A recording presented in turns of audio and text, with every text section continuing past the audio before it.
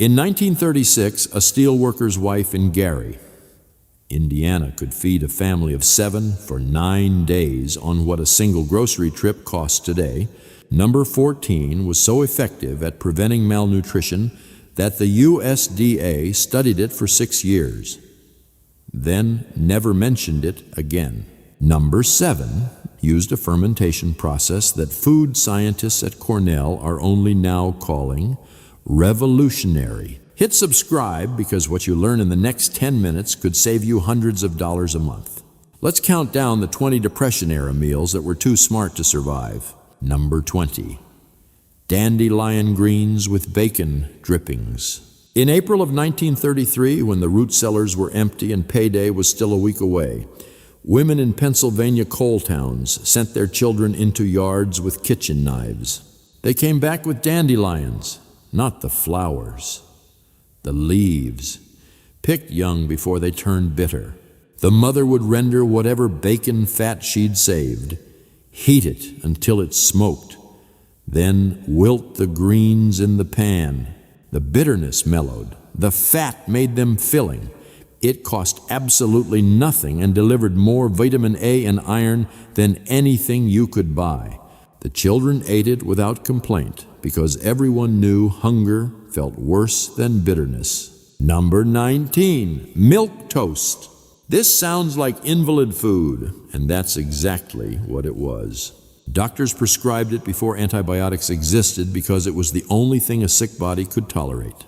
You toasted bread until it darkened, tore it into pieces, and covered it with hot milk and butter.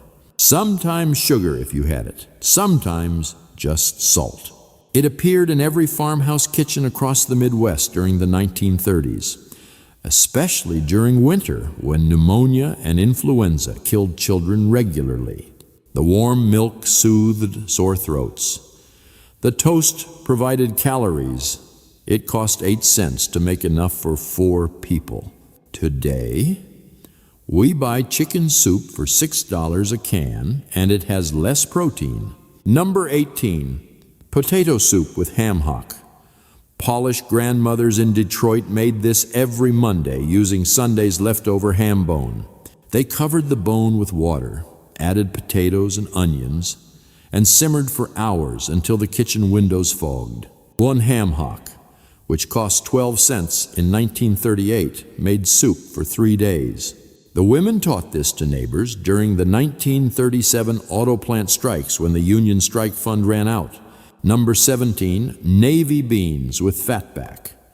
By 1934, a pound of navy beans cost 5 cents and would feed a family for 2 days. You soaked them overnight, then simmered them with fatback. The fat melted into the beans, making them rich and filling. Sharecropper families in the Arkansas Delta ate this 4 times a week during cotton season. It required no refrigeration and provided complete protein when combined with cornbread. The beans sat on the back of the wood stove all day, and women added water as needed. Number 16, fried cornmeal mush. In West Virginia coal camps, women made cornmeal mush at night and set it in the icebox to firm up.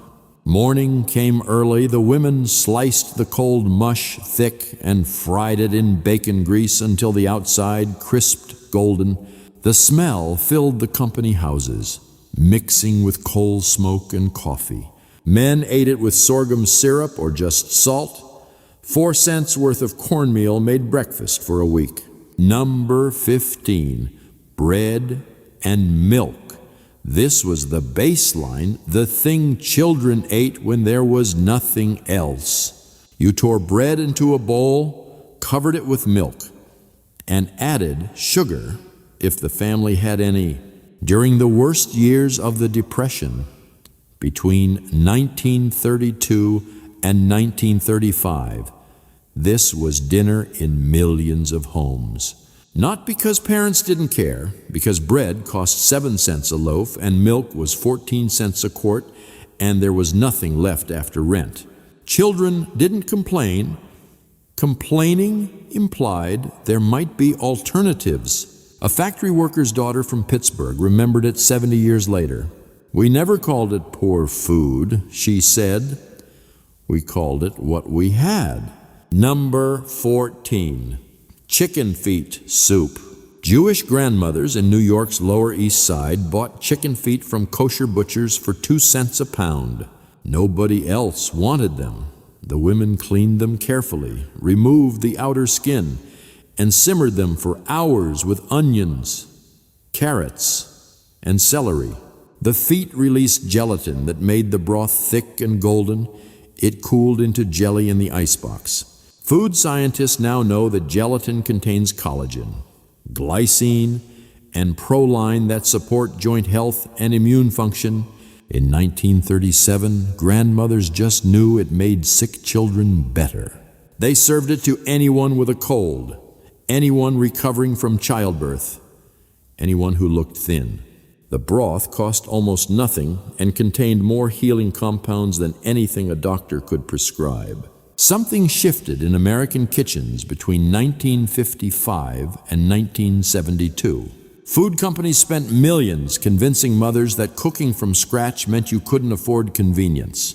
Campbell's ran ads showing well-dressed women opening cans while their neighbors still stood over stoves. The USDA changed guidelines to favor mass-produced foods.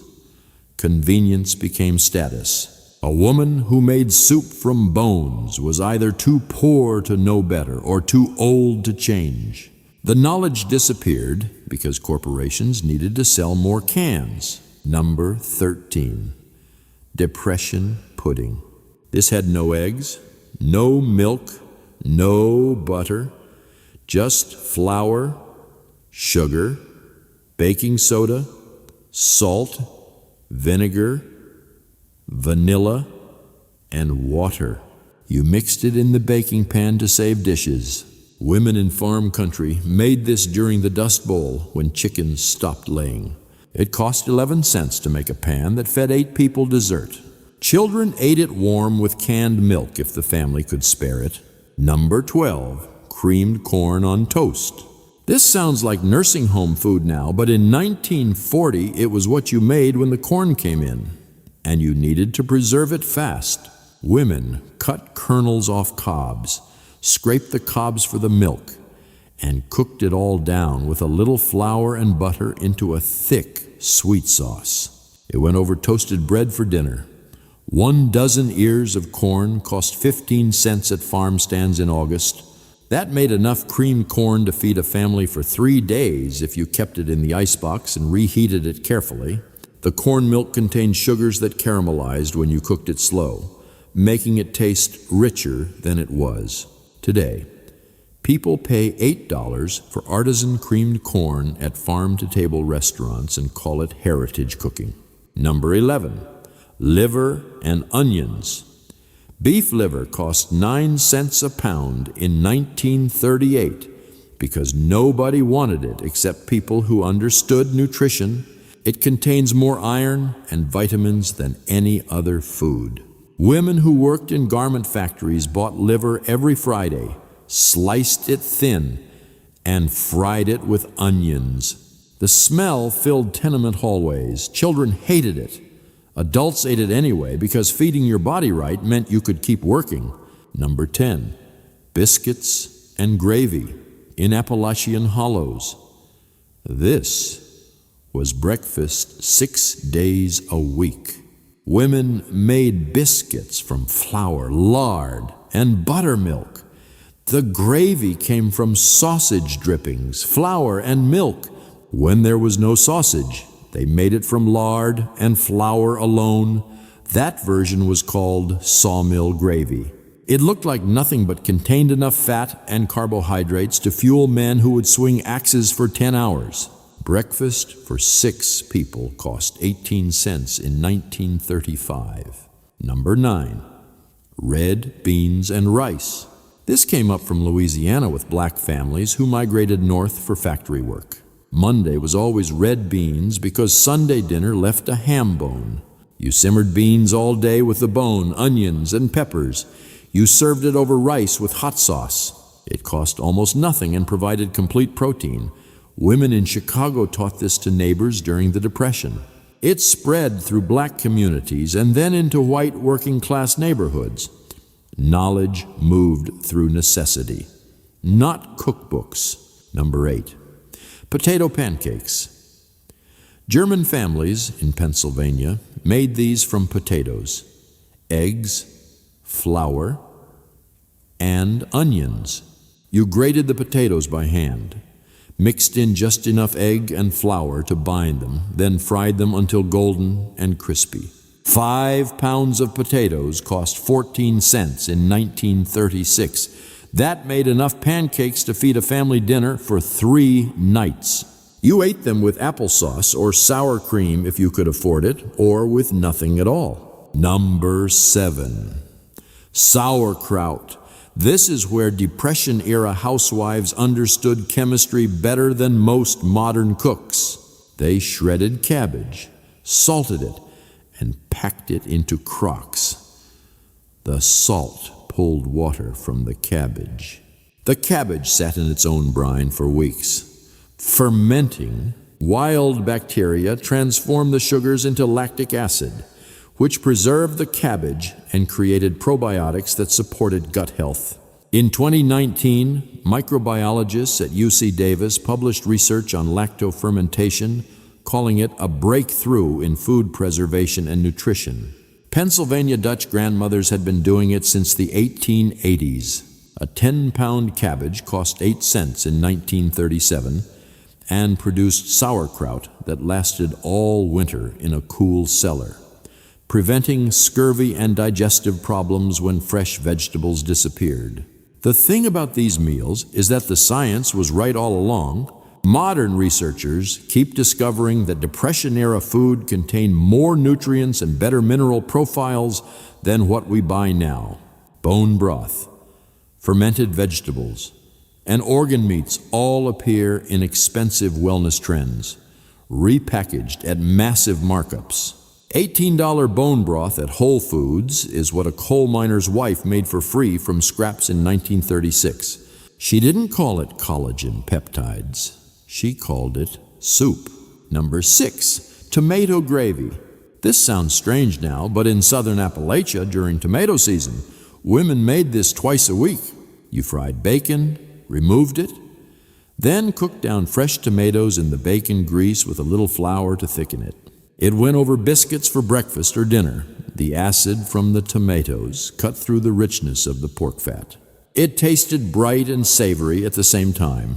When tomatoes were in season in August and September, you could buy a bushel for 35 cents. That made enough tomato gravy to feed a family for a week. The rest of the tomatoes got canned for winter.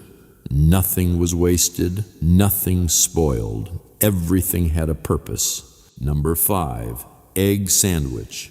During the worst of the Depression, this was lunch for millions of school children. 2 slices of bread, 1 fried egg, salt, that was it. The egg cost 2 cents. The bread cost less than a penny for 2 slices. Mothers made these every morning and wrapped them in waxed paper. The children ate them at noon, sitting on school steps or in empty lots. Teachers knew which children brought egg sandwiches and which brought nothing. They never said anything. The egg sandwich meant your family was still trying. It meant there was still a chicken somewhere, still laying. It meant you weren't at the bread line yet. A factory worker's son from Cleveland remembered that sandwich tasting better than anything he'd eaten since. Not because it was delicious, because it meant his mother was still fighting. Number 4, oatmeal with bacon grease. This sounds revolting until you understand what it solved. Plain oatmeal has protein but almost no fat. Children need fat for brain development. A spoonful of bacon grease stirred into hot oatmeal transformed it from diet food into fuel. Scottish and Irish families in Boston made this every winter morning through the 1930s. It cost 4 cents to make enough for 4 children. Those children stayed alert through morning classes because the fat kept their blood sugar stable. Number 3, water pie. This is the one that breaks people's hearts because it sounds like defeat.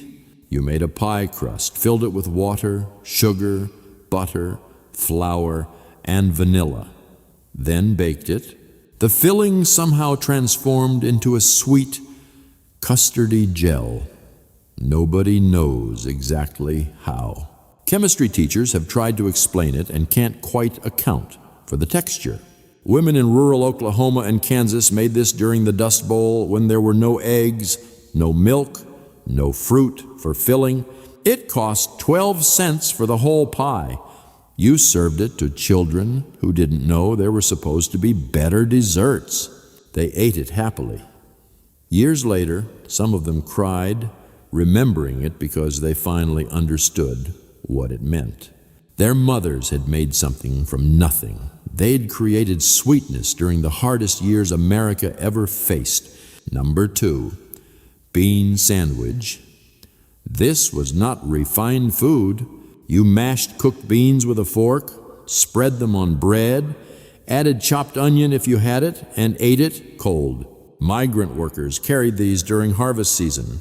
Factory workers ate them on lunch breaks. Children traded them at school with other children who also had bean sandwiches. A pound of dried beans cost 5 cents and made filling for 20 sandwiches. The bread cost 7 cents a loaf. You could feed someone lunch for a week for less than a quarter.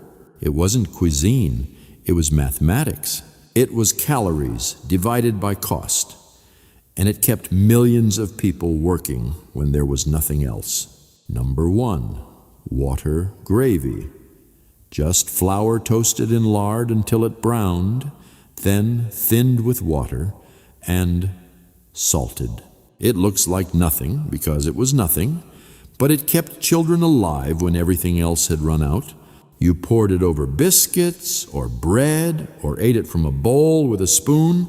It had no protein, minimal nutrition, barely any flavor. But it was warm. It was filling.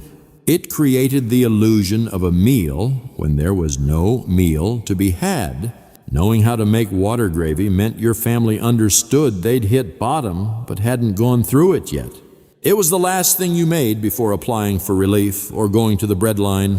And the fact that it existed, that people knew how to make it, meant that even at the absolute worst moment, there was still one more day you could survive. These were not poor people's meals. These were smart people's meals during times when being smart meant the difference between eating and not eating. The women who cooked this way understood nutrition, chemistry, economics, and seasonal availability better than most professional chefs today. They just didn't get to put it on a menu or charge $40 a plate. They did it in kitchens that were too hot in summer and too cold in winter, using ingredients that cost almost nothing, feeding families who depended on them completely. This week, make one meal from this list. Use ingredients that cost less than $5 total. See if you can feed your family on what your great-grandmother spent. Then ask yourself why we forgot how to do this. Drop in the comments which one you'll try first or which one your grandmother made that I missed. I want to hear your family's version, the one that kept them alive when nothing else would.